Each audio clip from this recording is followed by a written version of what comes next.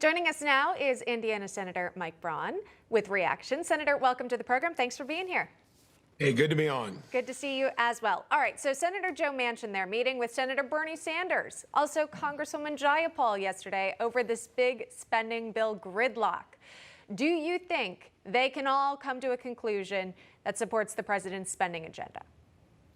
Tell you what, I never imagined it would take this long, because every day that they don't get it done, they lose political capital. And you got to remember when Pelosi was talking about the infrastructure bills being linked, we will not decouple them.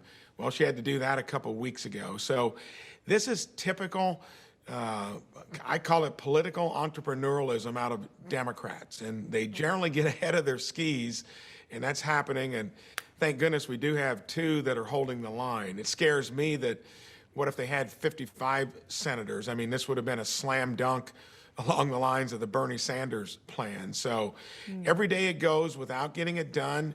I think the consolation is it'll be for less money. It does hurt them politically, but you got to remember, they already got $1.9 trillion through the rescue bill. We kind of forget about that. That's almost half as much as we spend in a normal year in and of itself.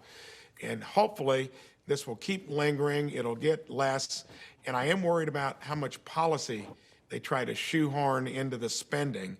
We need to be very attentive to that as well. Well, some of that policy you mentioned has to do with climate change. And in fact, it's Senator Joe Manchin who's taking some issue with part of the bill. Here's a headline here. It says, the key to Biden's climate agenda likely to be cut because of Manchin opposition. All right, so keep that in mind there. But here's Vice President Kamala Harris stressing the importance of climate change in the president's spending plan. Here's that. On the issue of climate, well, the Build Back Better agenda will help us tackle the climate crisis with investments in clean energy and electric vehicles. And so we can reduce emissions. And why do we need to reduce emissions? Because that is part of what is contributing to these drought conditions. Senator, do you think that makes it in the final version? And if so, what does it say about the priorities of the Biden administration? Well, there's no doubt about it that they're going to wallop us with the Green New Deal and or their other crown jewel, Medicare for All. And that's why it's important, though, for us to be engaged in the conversation. So I've been one that, look at what they did. They pulled the plug on the Keystone XL pipeline. They have no conversation about China building a coal-fired.